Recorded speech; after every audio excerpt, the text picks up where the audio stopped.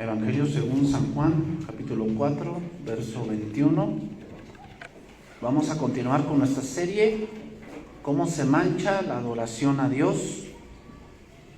¿Cómo se mancha la adoración a Dios? Este es el tema número 3. Tema número 3 de esta serie.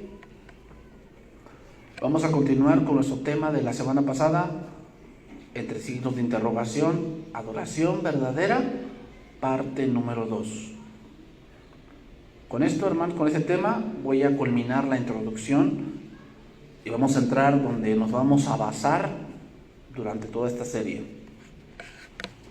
Lo que vamos a estar analizando durante la serie es ciertas actitudes y ciertas conductas que se dan en los hijos de Dios que manchan la adoración. Eso es lo que vamos a estar analizando en esta serie, como ya hemos un poco analizado. Entonces leo allí Juan capítulo 4 verso 21.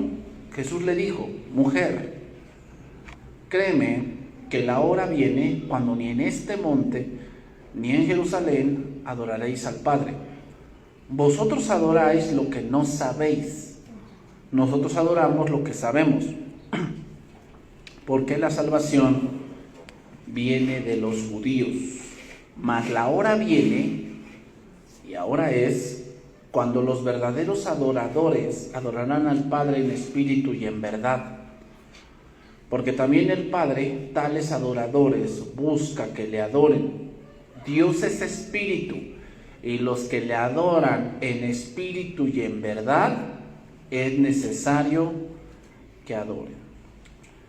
Continuamos analizando este tema, donde ya hemos visto cómo es una adoración en la carne.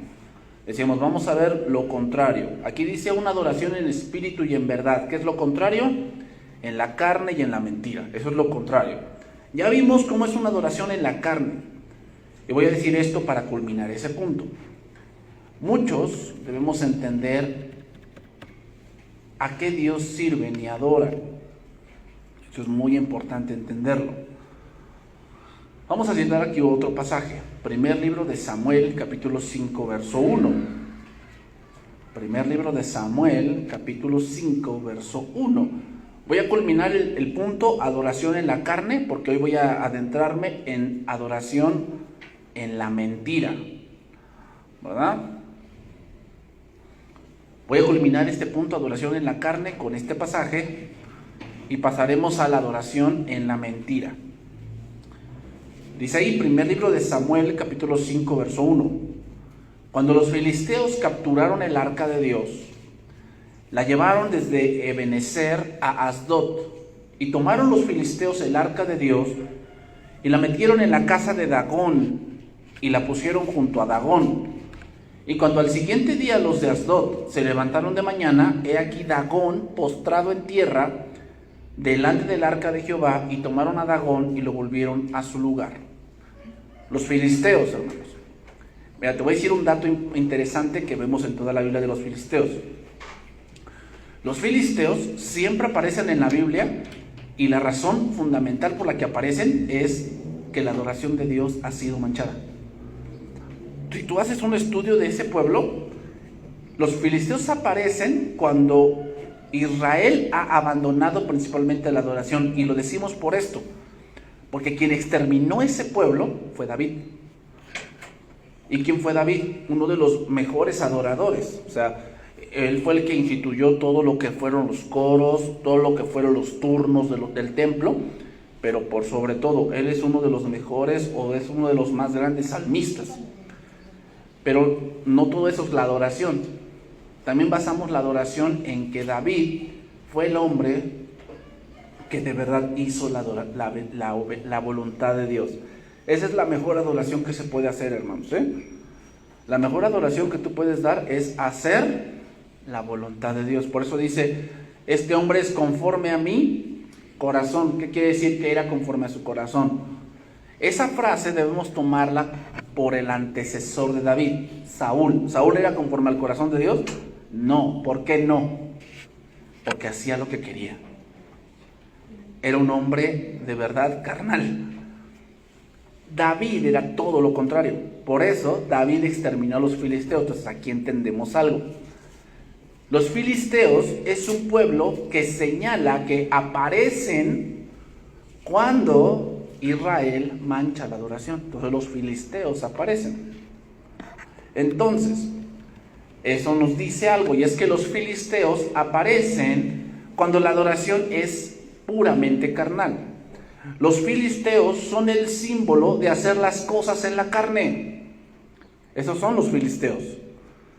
Hacer las cosas, pues para que no digan. Y de ello esperamos una bendición de Dios.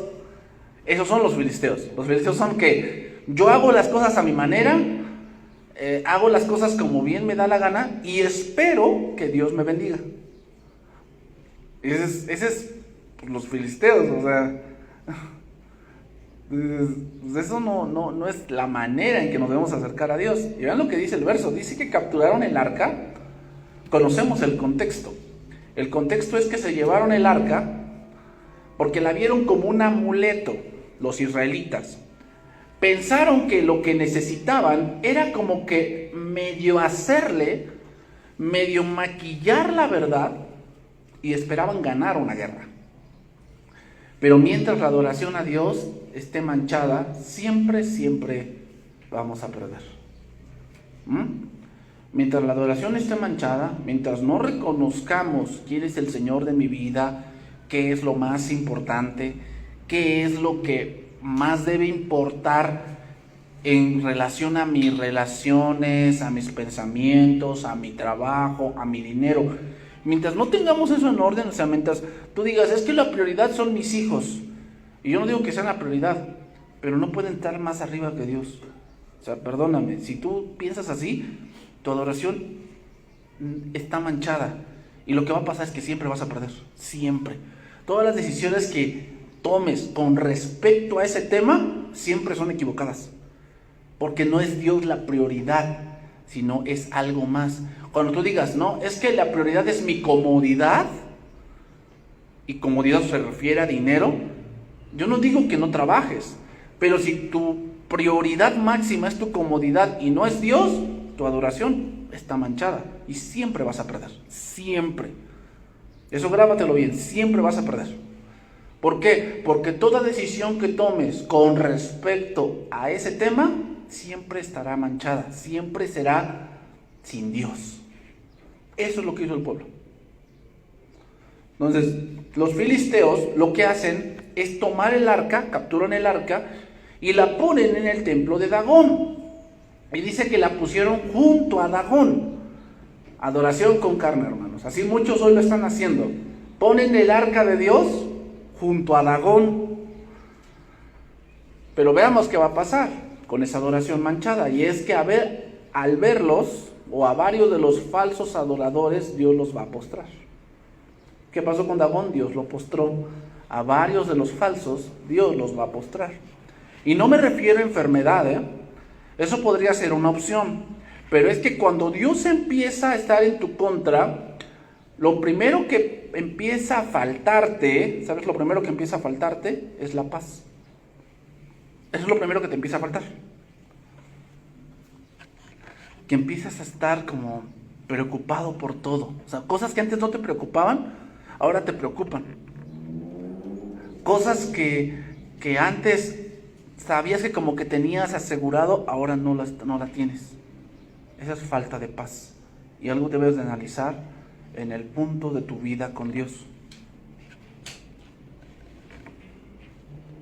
Empiezas a estar en estrechez, tienes miedo, tienes temores, tienes sinsabores y empiezas a aborrecer el servicio. ¿Sabes lo que Dios hace con alguien que no le adora? Le empieza a quitar cosas, entonces lo empieza a encerrar. O sea, primero te quita tu trabajo, o te quita tu fuerza, te quita tu salud, y empiezas a estar en estrechez. Te empieza a quitar cosas, hasta que estás completamente ahogado. Así es Dios, te empieza a quitar cosas. Donde tú basabas tu paz, donde tú basabas tu gran fuerza, Dios te lo empieza a quitar. ¿Para qué? Para que te postres. para que reconozcas qué es lo más importante. Sigue diciendo, versículo 4 ahí, primero de Samuel 5:4. Y volviéndose a levantar de mañana, el siguiente día, he aquí que Dagón había caído postrado en tierra nuevamente, pero ahora dice ahí, y la cabeza de Dagón y las 2 palmas de sus manos estaban cortadas sobre el umbral, habiéndole quedado a Dagón solamente el tronco. O sea, lo decapitó y lo mutiló. Cabeza y las palmas, es decir, sí, es muy bueno para cantar, es muy bueno para dirigir, es muy bueno para recitar, pero no es bueno para adorar. Recuerden, adoración y cantar no es lo mismo. Tú puedes cantar muy bonito, o sea, porque si así fuese, que cantar bonito es adorar, pues entonces los Temerarios, y Bronco, y Maluma, y Bad Bunny, y Katy Perry, y Miley Cyrus, y todos ellos que los que te gustan, pues adoran a Dios porque cantan súper bien, ¿no? Andrea Bocelli, Adele, ¿no? Adele de verdad tiene una voz muy privilegiada, pero adoran a Dios. No, una cosa es cantar y otra cosa es adorar. Y es que primeramente, cabeza. ¿Por qué le mutiló la cabeza? Porque todo lo empiezan a ver terrenal. Empiezan a pensar que la adoración se reduce a una bendición terrenal.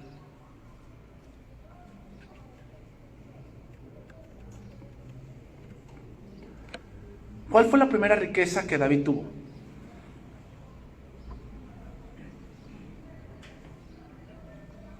Primeramente la riqueza espiritual. ¿Hasta cuándo fue rico David? Hasta que tuvo 40. ¿A los cuántos años fue ungido? Muchos dicen que a los 15, a los 12, bueno, 15. De 15 a 40, ¿cuántos son? 25 años. 25 años que no tuvo dinero. ¿Ah? Pues andaba huyendo de Saúl, o sea, ¿qué dinero va a tener? Andaba huyendo de Saúl, sí, hasta fue con Nabal, ¿no? Y le dijo que le diera algo. O sea, era el próximo rey, pero no tenía riquezas materiales, pero tenía riquezas espirituales. Y otra riqueza más, dice que bendición de Jehová, o el que haya esposa, haya el bien y alcanza la benevolencia de Jehová. Halló una mujer muy sabia, la mujer de Nabal, que recuerda que se murió este hombre y él se casó con ella. O sea, tenía bendiciones, pero no eran materiales. Lo material vino después. Otra vez, Salomón. ¿Qué es lo que fue lo que pidió? Una bendición espiritual, pidió sabiduría. ¿Y lo material que vino después? Sí, así fue. Entonces, reducir la adoración a que solamente me venga lo material es algo absurdo. No quiere decir que no pueda venir, pero primero preocúpate porque tu riqueza sea espiritual, que tengas sabiduría, que de verdad conozcas de Dios, porque lo material va a venir después. Entonces, ¿dónde estaba Dagón? En el umbral. ¿Qué quiere decir? A la entrada de la puerta. El umbral es el marco. Ese es el umbral. ¿Qué quiere decir? Que Dios expulsa a aquellos que manchan la adoración. Dios los va a expulsar de su presencia.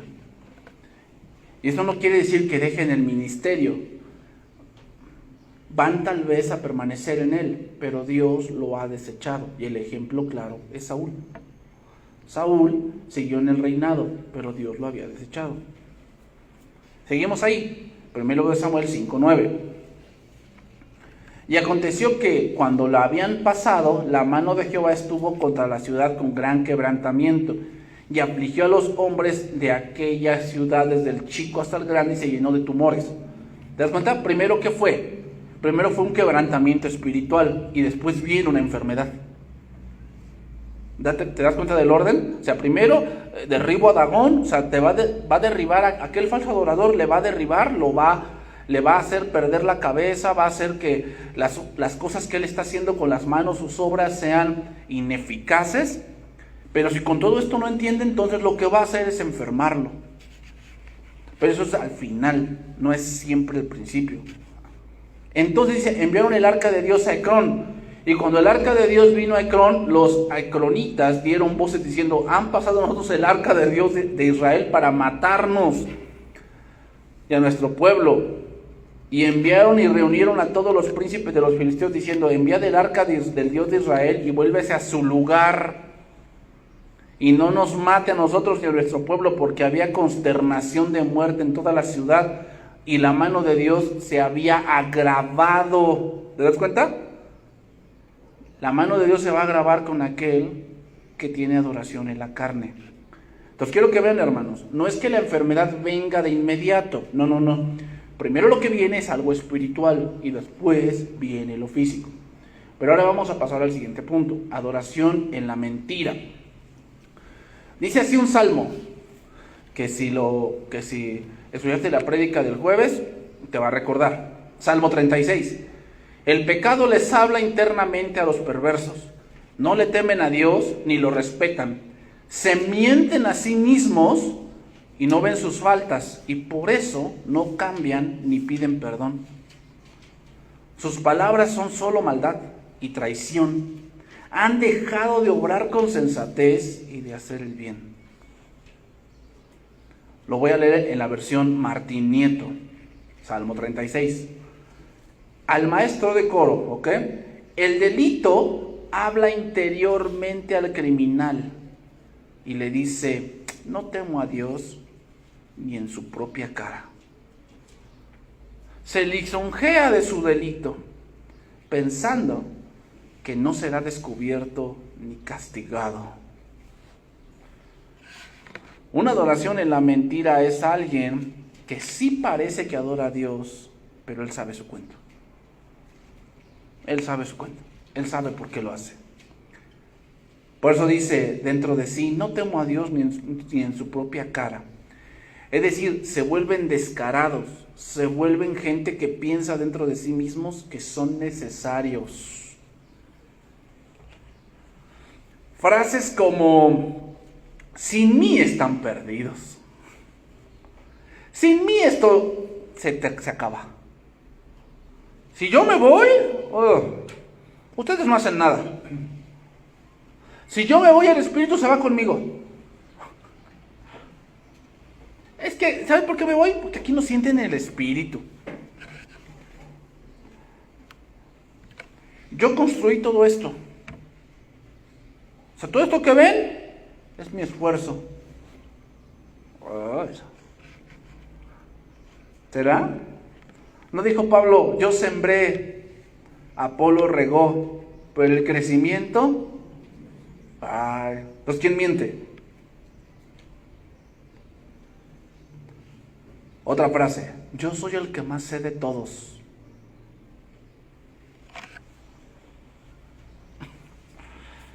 ¿A quién le miente? A él sí mismo se miente. A sí mismo se miente. ¿Por qué se miente a él mismo? Que solo Dios le ha dado dones a él y talentos, y olvida que Dios es soberano. Olvida que la adoración es para Dios y no para él. Empieza a querer robar la gloria a Dios. Y todo lo que ha montado dentro de la congregación es una mentira. ¿Por qué? Porque el punto no es Cristo, sino el hombre. Ahí es cuando la adoración se vuelve una mentira. A ver, preguntaré esto. Vamos a analizar esto desde otro punto de vista. Los cristianos que murieron en el circo romano y morían cantando, ¿a quién le cantaban? ¿Al César? ¿A la multitud que los condenaba en ese momento y se reía diciendo, ja, ja, ja, ja, ja, míralo, está cantando, ahí viene el león, que se lo coma? ¿A quién le cantaban los cristianos? La respuesta es obvia, le cantaban a Dios. Y eso impactó al mundo de ese momento. El César le causaba enfado ver que no temían. Que entre más trataba de exterminarlos, más crecían, más se multiplicaban, y muchos de la tribuna que los veían decían, ¿qué tienen estos? Algo tienen ellos que yo no tengo. ¿Por qué? O sea, a mí me daría miedo estar allí. No, yo ya le hubiera pedido piedad, clemencia al César. Pero estos hombres... Es por eso que esa adoración impactaba. ¿Por qué? Porque no estaba manchada. Porque eso no era una mentira, sino que era algo real, de un corazón de verdad que reconocía la grandeza de Dios. Es por eso que hoy la adoración de la iglesia no impacta al mundo. ¿Por qué? Porque se ha abandonado el pensamiento de que es para Dios y se ha enfocado todo en la gente, en la multitud y en el César. Ahora el cristiano quiere cantar para impresionar al presidente. Ahora el cristiano quiere cantar para llenar un estadio.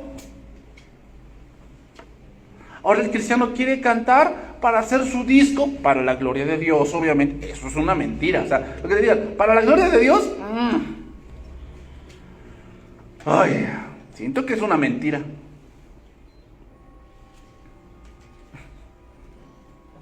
¿Tú verías a David grabando un CD? Obviamente para la gloria de Dios, para que cristianamente.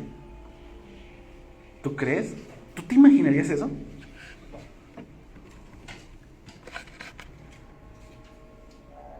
Pero vamos a ver un poco en la escritura de esto, para que no solamente te diga que así esto y el otro, ¿no? La adoración es la mentira. Ezequiel capítulo 8, vamos a basar este tema en este capítulo. Una de las características de la mentira es que va creciendo. Porque para tapar la primera tienes que crear otra más grande. ¿Ah? Así es. O sea, la mentira va creciendo, o sea, es como que cavas y para tapar un hoyo aquí grande tienes que cavar otro más grande. Hasta que al final te quedas sin tierra o te quedas sin terreno para cavar. Eso es lo que vamos a ver ahorita. Hoy se ha montado, o sea, tú sabes, si tú has visto imágenes de Hollywood, tú sabes que, por eso le llaman el arte, la magia del cine o el arte del cine. ¿Sabes por qué? Porque muchas de esas cosas no son reales. Muchas de esas cosas, por decir, yo vi cómo se grabó en este caso, por decir cómo se grabó Avengers. Y esa última escena de cuando ves que aparecen todos y ahí, es una pantalla verde. Están nada más como 5, 3 o 6 actores así en fila, así como que gritando, pero todo lo demás es una pantalla verde. No es real. Ya pues, con la computadora y toda la cosa, pues ya se están los efectos que dices, wow. Ay, como se hizo Titanic, ¿no? En su tiempo fue una gran sensación. Pero si te enteraras que todo eso lo hicieron en una tina de baño, la magia del cine. Yo creo que la adoración de hoy, que es una mentira, es eso. Es algo donde está alguien, pero es una pantalla verde atrás.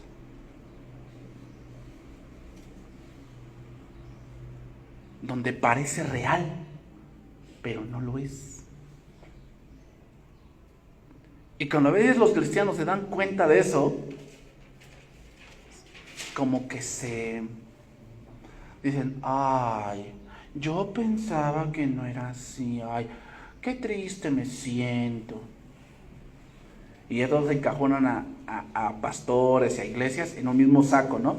Todos son hipócritas, no hay ninguno, o sea, también roban todos estos. Pero el problema de ahí, cuando una persona piensa así, es que basó su esperanza en una fantasía.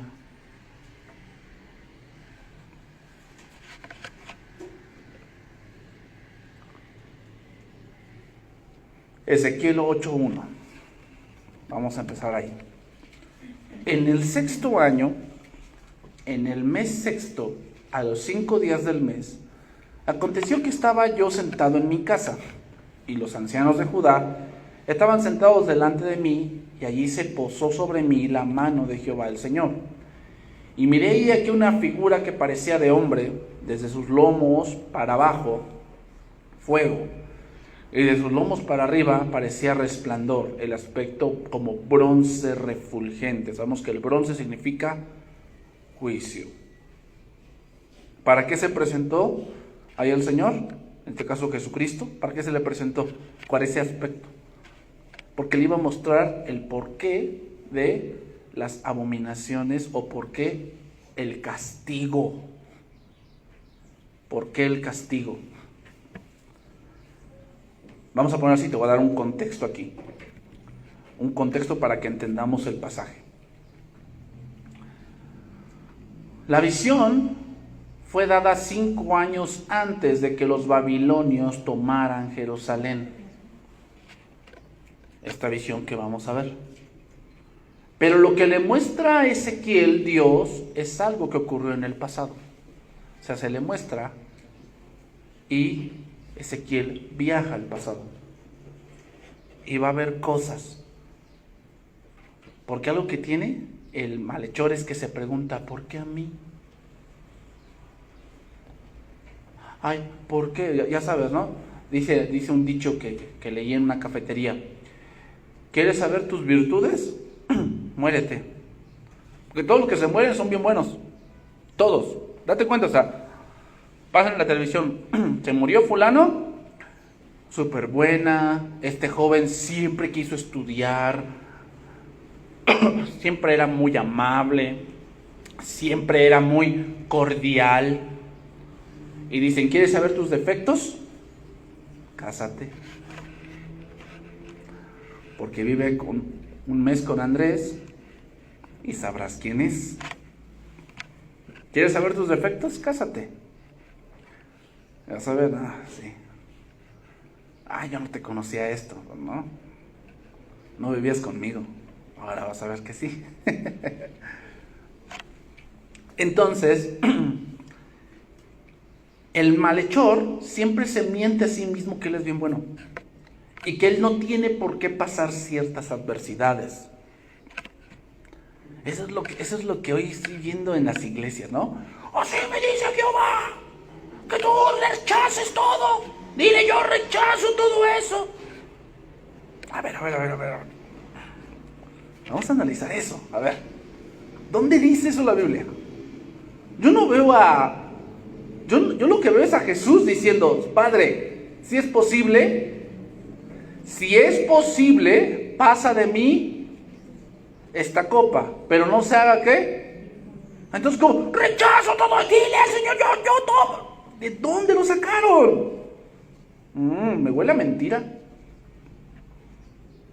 A mí me huele a mentira, porque yo no lo veo en la Biblia. Si el Dios soberano, el Dios que tiene todo el poder, pidió que si fuese posible pasara, pero que no se hiciera ¿qué nos hace pensar? ¿Y qué le hace pensar a esa gente que él puede rechazar y que Dios no va a hacer su voluntad? Me huele a mentira eso.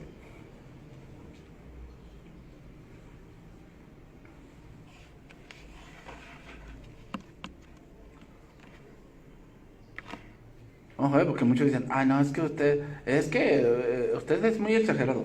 No, yo lo que digo es, ¿dónde lo dice la Biblia? Si lo dice la Biblia, pues lo voy a creer. Porque la Biblia es la máxima autoridad, pero si no lo dice,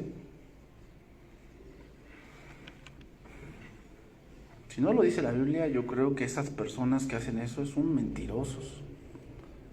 ¿Dónde se reveló esto? Bueno, en el Consejo de los Líderes. Porque estos hombres sí reconocían a Ezequiel como vocero de Dios, pero no creían su mensaje. En la visión que estamos a punto de leer, Dios le mostró a Ezequiel el presente y el futuro de la lejana Jerusalén. Las cosas que Ezequiel observó no se debieron permitir en el área del templo, incluso cuando el corazón de la gente estuviera lejos del Señor. Es decir, hay cosas que están sucediendo en la iglesia, en la congregación, que no se deberían permitir. No se deberían permitir, pero están pasando. pero no se deberían permitir. Entonces, seguimos ahí. Versículo número 3. Y aquella figura extendió la mano y me tomó por las huedejas de mi cabeza. Y el Espíritu me alzó entre el cielo y la tierra y me llevó en visiones de Dios a Jerusalén, a la entrada de la puerta de adentro que mira hacia el norte, donde estaba la habitación de la imagen del celo, la que provoca celos. Y aquí allí estaba la gloria del Dios de Israel, como la visión que yo había visto en el campo. Y me dijo: hijo de hombre, alza ahora tus ojos hacia el lado del norte. Y alcé mis ojos hacia el norte, y aquí el norte, junto a la puerta del altar, aquella imagen del celo en la entrada. Primera cosa, a ver, aquí me gustaría tener un croquis, pero no puedo. El templo, para que tú te lo imagines, el templo era de manera rectangular. Entonces al final estaba el templo, de otra manera un poquito más pequeña, y luego había dos patios, esos son atrios. Los atrios son dos patios. El primer patio era el de las mujeres, y el segundo patio era el de los hombres. Así ellos lo pusieron. Entonces había dos patios y después venía el templo. Al atrio al que se refiere aquí es al segundo, que es más adentro. Dentro de ese patio había al lado cámaras donde los sacerdotes guardaban sus cosas y donde muchos dormían, porque su vida era el templo. Y ahí estaba el altar del sacrificio y el lavacro. Pero ¿qué crees? Estaba la puerta, y al lado de la puerta, o sea, entrabas y al ladito de la puerta había un ídolo.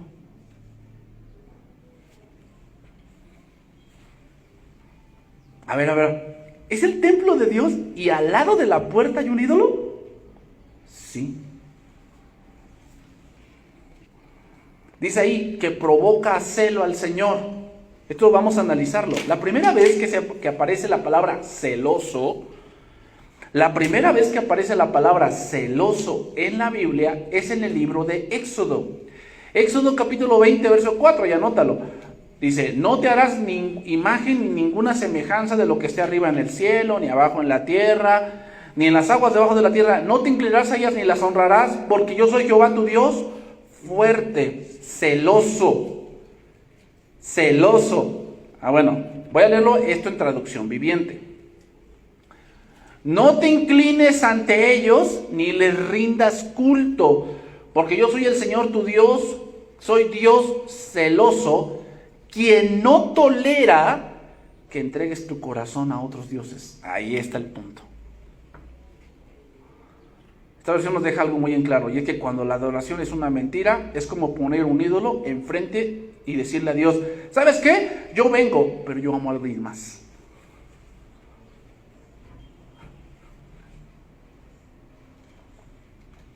Qué terrible es eso. Señor, yo vengo, pero yo amo a alguien más.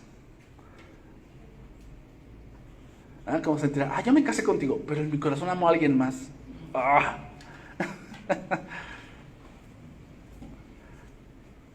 Si al hombre le molesta o a la mujer le molestaría eso, ¿qué te hace pensar que Dios no le molesta? Que en tu corazón ames algo más que a Él. O sea, sí, Señor, yo te amo y te voy a dar un tiempo, pero fíjate que yo tengo mis prioridades. Dios es celoso, O sea que yo vengo, entro al atrio, pero Señor, yo vengo aquí, pero aquí está mi idolito, O sea, es como aquellos pastores que dicen: oiga, pastor, sí predique, pero no les hable del pecado, porque es que se enojan. No les hable de la cruz, o que se espantan. O sea, ¿quieres que entre yo al atrio, pero que mantenga ahí la imagen? No se sabe qué imagen era, nada más dicen que una imagen del celo. Muchos piensan que era una imagen de Astoret. Muchos piensan, pues no. Mira, otro versículo donde aparece esta palabra celoso. Éxodo 34, 12. Dice: guárdate de hacer alianza con los moradores de la tierra donde has de entrar, para que no sean tropezadero de en medio de ti. Derribaréis sus altares y quebraréis sus estatuas y cortaréis sus imágenes de acera, porque no te has de inclinar a ningún otro Dios, pues Jehová, cuyo nombre es celoso, Dios celoso es. Adoración en la mentira es ser amigo del mundo, porque allí el contexto es: no te hagas alianza con ellos. Adoración en la mentira es ser amigo del mundo, que mezclemos y ponemos de pretexto que es para Dios. Es como poner una imagen en el atrio y llamar a celo a Dios.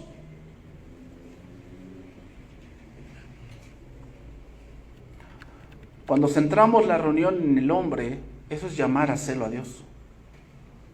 Pero lo disfrazamos para la gloria de Dios. ¿Cómo ves? Por eso digo, tú debes analizar qué es lo más importante para ti. Si te pasara esto, si Dios te quitara eso, ¿seguirías con Dios? Dios debe ser siempre la prioridad. Y ser la prioridad no quiere decir que no hagas, que no tengas, que no trabajes, que no te esfuerces. Está bien. Pero si la base de tu alegría y de tu felicidad es eso, tú estás llamándoselo a Dios. Y Dios no se va a quedar con las manos cruzadas. Dios va a actuar. Fíjate lo que dice, versículo 6, regresamos allá a Ezequiel, que es el tema. Ezequiel 8:6. Pero lo que dice, Ezequiel 8:6, pero lo que dice, me dijo: hijo de hombre, ¿no ves lo que estos hacen? Las grandes abominaciones que la casa de Israel hace aquí para alejarme de mi santuario. Pero vuélvete aún y verás abominaciones mayores. ¿Qué pasa con una mentira? Va creciendo. Va creciendo. O sea, primero lo que hace esa congregación es que, bueno, ¿cómo hacemos para meter más gente? Pues primeramente, no les hablamos feo. Aquí todos nos amamos, todo es amor, ¿verdad? Vamos a amarnos todos. Sí, Dios es amor, sí.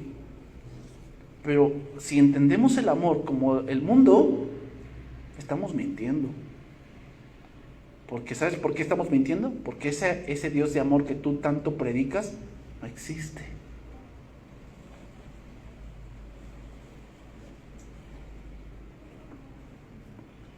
¿Después qué? Bueno, vamos a dar prédicas motivacionales. Y eso implica que la Biblia no se tome. Y todo aquello que sale que no es de la Biblia es una mentira. Si alguien habla de Dios no basado en la Biblia, es un mentiroso. ¿Por qué? Porque ¿por quién ha hablado el Señor? Por el Hijo. Y el Hijo es el Logos. Logos significa escritura, pensamiento, tratado, la Biblia.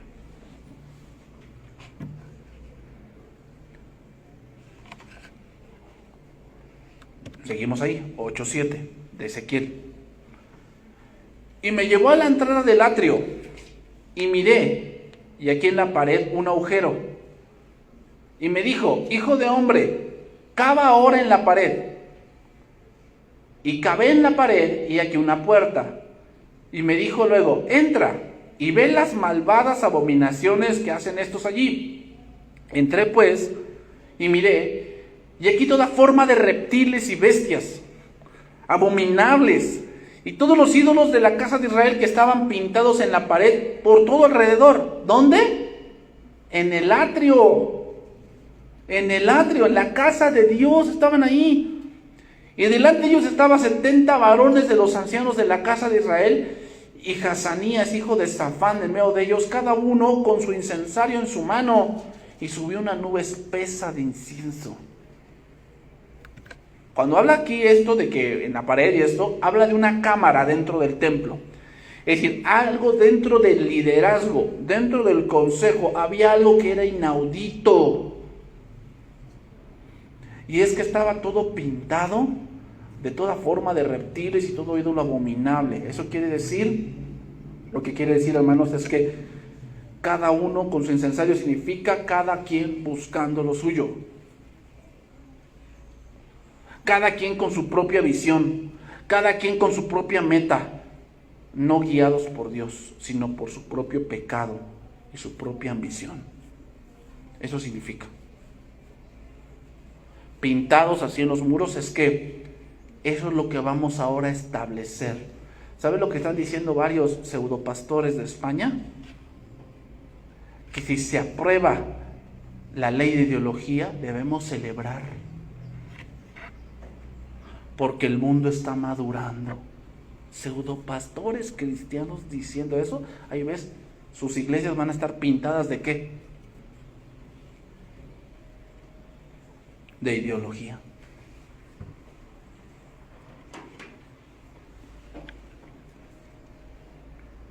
Dice cada uno tenía su incensario.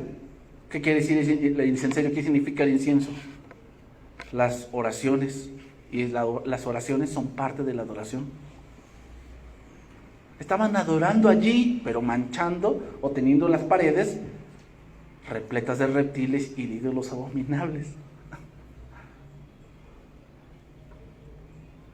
Ahora que estoy dando esto, me recuerdo algo que yo vi en el internet. Y es de un hombre que es ya saben, de esos de los que visitan países, todo eso. Entonces, este hombre hizo un video acerca de la iglesia más grande, dice ahí, la iglesia cristiana más grande de México. Creo que está ahí en Reforma, no lo recuerdo muy bien. Pero él hizo un video acerca de eso. Y entró, y en serio, o sea, no te lo miento, pero la congregación, porque no es iglesia, congregación, parecía una discoteca.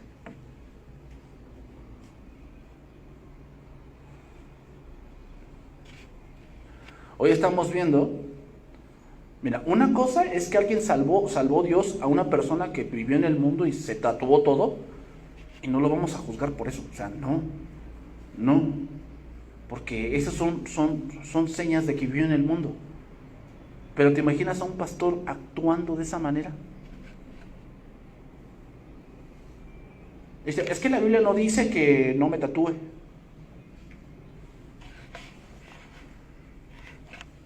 Y me sorprende porque hay jóvenes que hacen ese tipo de preguntas. A ver, pastor, ¿dónde dice que no me, que no me drogue? Ay, yo no lo encuentro. No dice ahí, no fumarás marihuana. No dice. Y ya cuando se los digo, bueno, pastor, es que usted lo está, es que no dice bien. Cuando dice la palabra hechicerías, en Gálatas, la palabra griega habla de como automedicarse o drogarse. O sea, hechicería no significa que leas cartas o leas el café, ¿no? Hechicería significa cuando tú te drogas para ver el mundo como tú quieres. Pero no dice bien. ¿Sabes por qué preguntan ese tipo de cosas los jóvenes? Porque dentro de su mente todo está pintado de tal manera que tienen ídolos pintados en su mente y quieren que sus ídolos se agraden de ellos. Ay, pastor, ¿por qué no me puedo poner un aretito? ¿A poco pierdo la salvación por eso? Me te voy a decir algo como lo dijo un pastor, ¿no? Tú puedes hacer de todo, haz lo que quieras, pero te voy a decir una cosa que no puedes hacer. No puedes entrar al cielo así.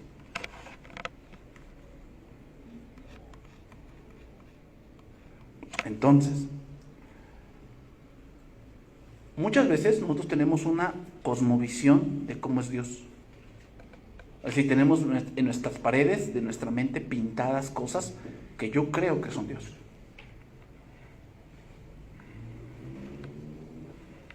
Una adoración que sale de la imaginación humana, de la imaginación terrenal, y hacer que Dios, el Dios tan alto y sublime, se le adore como a los dioses terrenales, es de verdad una gran mentira. sea, tú no puedes adorar a Dios como adorabas en la religión popular. O sea, perdóname, pero entonces, ¿a qué Dios servimos? ¿Es el mismo? No, algo en nuestra mente debe cambiar. O sea, tú no puedes ver a Dios como lo ven los católicos o como los ven los musulmanes. O sea, no, porque el Dios de ellos es falso. Tú adoras al Dios verdadero, adoramos al Dios verdadero. Por lo tanto, nuestra adoración debe ser distinta, debe estar basado en la verdad.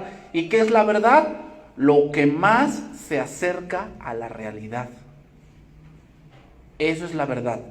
La verdad es lo que más se acerca a la realidad.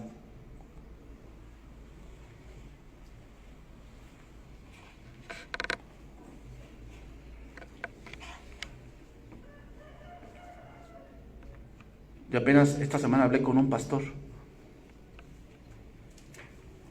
que publicó en redes sociales que había tenido su reunión navideña.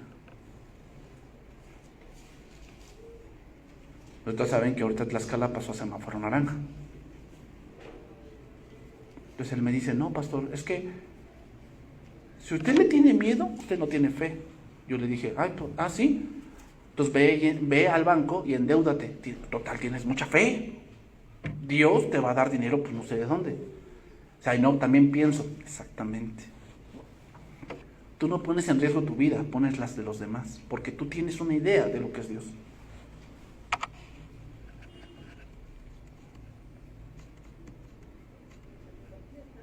Entonces, hermanos, no confundamos.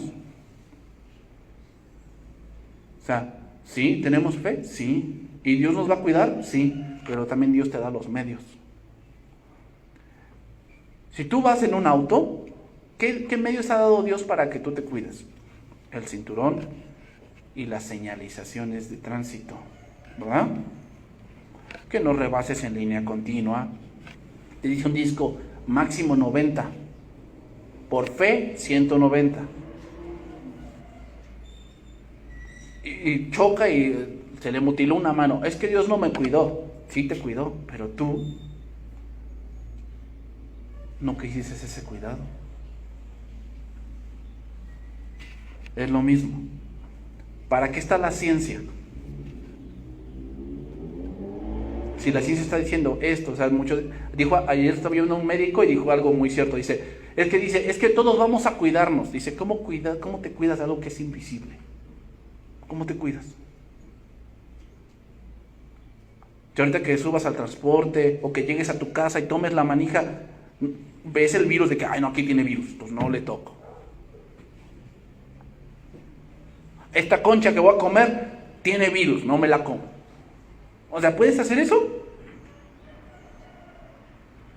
No. Por fe. Ya les he explicado, la fe no sirve para eso. Hay fe objetiva y fe subjetiva. Entonces,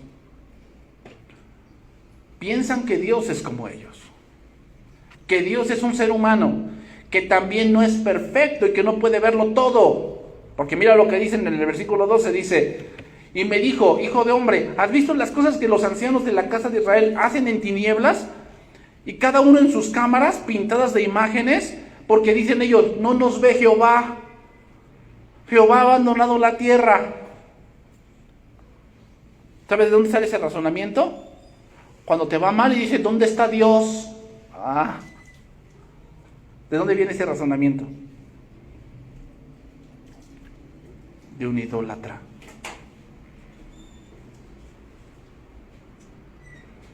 Porque uno que de verdad adora, que es verdadero, sabe que Dios siempre es bueno todo el tiempo, aun cuando las cosas no están marchando como tú quieres.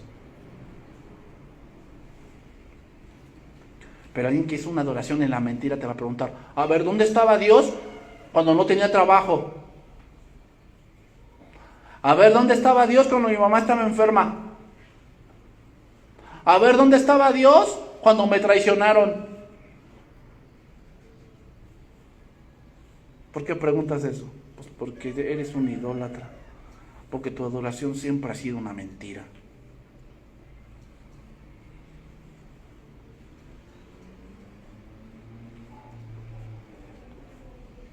Adoración de mentira es cuando dicen, así dice el Señor, pero sin embargo son puras mentiras. Le mienten a la gente diciéndoles paz, paz, y no hay paz. Diciéndoles que si dan sus posesiones tendrán lugar en el cielo, pero lo que hacen es estorbarles la entrada. Adoración de mentira cuando vemos que ellos se adaptan al mundo y ahora aceptan sus preceptos y sus ideologías inmorales y dicen, es que Dios me dijo. Pero lo que en verdad están diciendo es, Dios no nos ve. Ay, es que la Biblia está pasada de moda. Están diciendo, Dios no nos ve.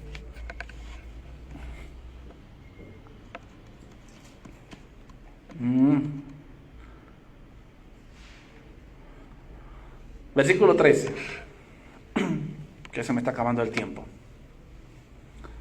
Me dijo después, vuélvete aún, versículo 13, y verás abominaciones mayores que hacen estos. Y me llevó a la entrada de la puerta de la casa de Jehová. O sea, ya pasó ese patio, ahora vamos más adentro. Ya casi llegamos al templo. En la entrada me llevó a la puerta de la casa de Jehová, que está al norte, y aquí mujeres que estaban sentadas endechando a Tamuz. Endechando significa estaban llorando a Tamuz, y también lo que significa es teniendo inmoralidad en la puerta. Tamuz era considerado el protector de la agricultura y de los rebaños. Tamuz era presentado como alguien que muere cada año. Hay varias hipótesis de Tamuz. Y que renace a la vida en la primavera. Entonces, en el mes de junio, época calurosa, que se secan los cultivos, las mujeres lloraban la desaparición de Adonis. Que Adonis era la, ¿cómo podemos decirlo?, la amante de Tamuz. Y se lanzaban en su búsqueda, y esto implicaba ritos inmorales. ¿Por qué las mujeres lloraban? Bueno, hay varias hipótesis, diré dos. Número 1, lloraban porque Tamuz bendijera nuevamente la tierra, o sea, decir que lloviera. Y número 2, como una ofrenda hacia este dios pagano, que era un dios un dios asirio. Tamuz se relaciona mucho con las estaciones del año y con el tener o no tener. ¿Qué pasa con la adoración mentirosa? Pues pasa que se vuelve convenenciera. Yo vengo si me da Dios. O sea, Señor, pues si tú me bendices, pues yo puedo dar algo. Se vuelve una congregación soberbia que piensa que el tener material es más importante que tener lo espiritual. Hay una total mezcla con el mundo y se confunde con el amor, porque las mujeres lloraban como si se hubiese perdido un hijo. Y hoy, con el conque de que la gente no vaya al infierno, se acepta de todo y confunden arrepentimiento con todos lo hacen. Ay, eso es normal. ¿Dónde? Ay, que vivamos en unión libre es normal. En el mundo, vete al mundo. Porque el Dios del mundo es el que te lo acepta. Aquí no. Eso no es normal. Perdóname, no es normal. Ay, no, pues, que yo ya me he divorciado 3 veces, es normal. ¿Para quién? Ay, pues para todo el mundo. Vete al mundo. Pero no confundas arrepentimiento con todos lo hacen.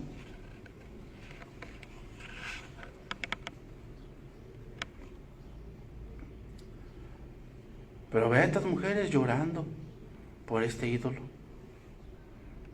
Una adoración mentirosa. Confunden adoración con emoción.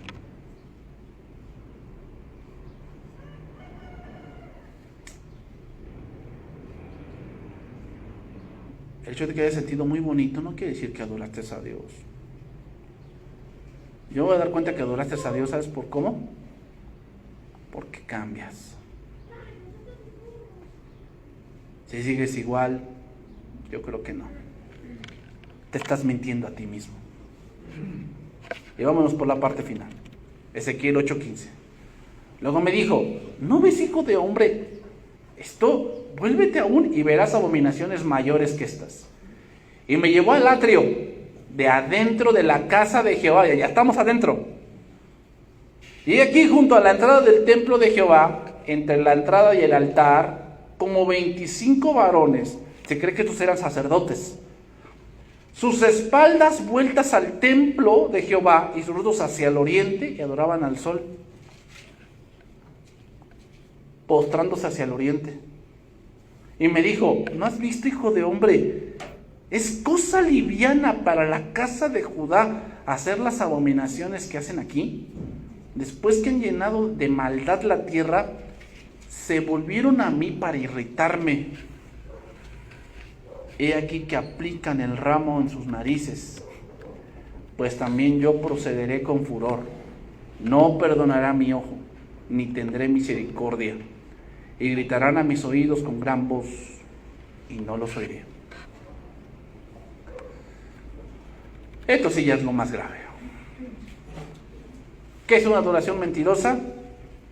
Es una adoración que le da la espalda a Dios. Muchos piensan que yo no haría eso. Pero ¿cuántas veces te has impresionado por algo que piensas que brilla más que Cristo? Porque el sol brilla. O sea, no. Este muchacho súper brilla. Es del mundo, pero súper brilla. ¿Sabes qué, Cristo?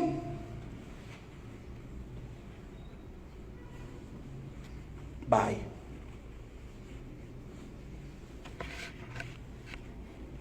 Te doy la espalda. No me importa. Algo que brilla más chiquito, llámalo como quieras. Tú le estás dando la espalda a Dios.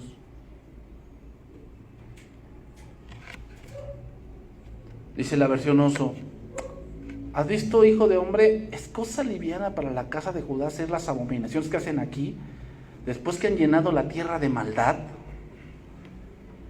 La palabra que me llama la atención es cosa liviana, y es que es verdad, para muchos les ofende por decir, no sé, que ofendan a tu mamá, te ofende demasiado, dices, no, con mi madre no te metas, ¿sabe qué más? Es una tormenta, pero la gente se burla de Dios y dices, no pasa nada, es que no entiende. El pueblo, los ancianos, las mujeres, incluso los sacerdotes, estaban abandonando al Señor. Con su idolatría se acarreaba el juicio de Dios. Entonces termino con esto, hermanos. ¿Por qué hay tanta confusión en el mundo en que vivimos? La respuesta es simple y directa. Es porque la gente ha negado a Dios el lugar que al Señor le corresponde en su vida y ha seguido en su propio camino egoísta. Y eso es lo que precisamente muchas congregaciones están haciendo. Han dejado a Dios, le han dado la espalda y siguen bajo su camino egoísta. Y cuando esto sucede, el juicio de Dios se manifiesta. Con frecuencia el castigo consiste en permitir que la gente sufra las consecuencias de su pecaminosidad y necia insistencia en hacer las cosas a su manera y no a la manera de Dios. De esto está infestada la iglesia.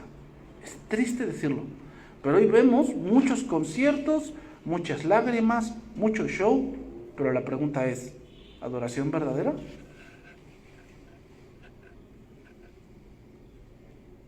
¿Dónde dice la Biblia que Dios nos ha mandado a hacer discos de platino? A ganar eso.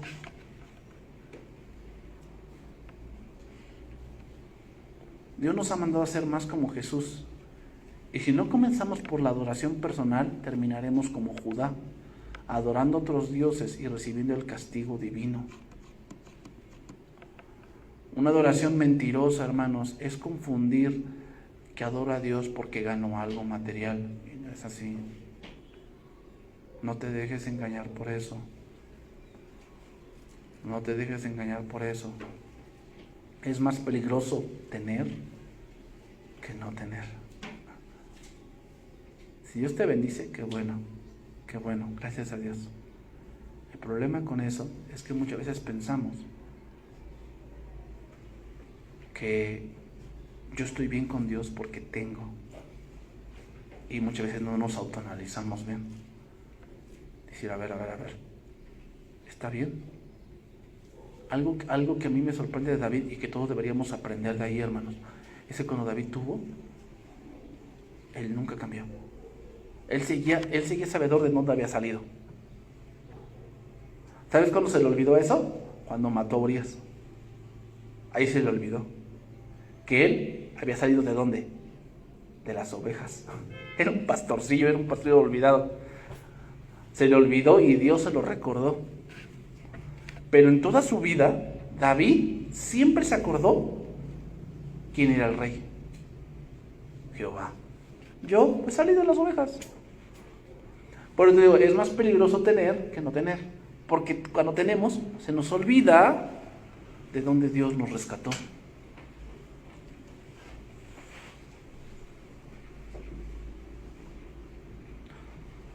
Entonces, si Dios te da, qué bueno. ¿Sabes qué deberías orar a Dios cuando Dios te dé? Señor, que no me ensoberbezca. Dice el Salmo 19, Señor, líbrame de los pecados que me son ocultos. Aleja de mí la soberbia, que no se apodere de mí. David decía eso. Nosotros deberíamos decirlo. Muchas veces eso va también para los pastores. Empezamos a ver que la iglesia empieza a crecer y que se empieza a llenar. Dicen, ay no, yo soy el mero sabor ranchero. Y te mientes a ti mismo. Y se le empiezan a campechanear, ¿no? Ya no estudian, pues bueno, total, pues son una bola de neófitos, pues no saben, ¿ah? ¿Sí? Así piensan muchos, en serio. Pero ¿qué pasa cuando son poquitos? No, bien fiel, ¿no? Bien fiel y estudia y esto y lo demás allá, pero cuando ve que ya creció, entonces dice, ya no es para tanto. Es más peligroso tener que no tener. ¿Por qué? Porque a veces nos empezamos a mentir. Que Dios nos ayude a que nuestra adoración sea verdadera, hermanos. Dios no está en contra de que tengamos, pero recuerda que eso no es lo más importante. No es lo más importante. Sobre toda cosa guardada y sobre todo eso guarda tu corazón, porque de él mana la vida. Este es el fin de todo el discurso. Ama a Dios y guarda sus mandamientos, porque eso es el todo del hombre. Vamos a orar, hermanos, y vamos a terminar este tiempo.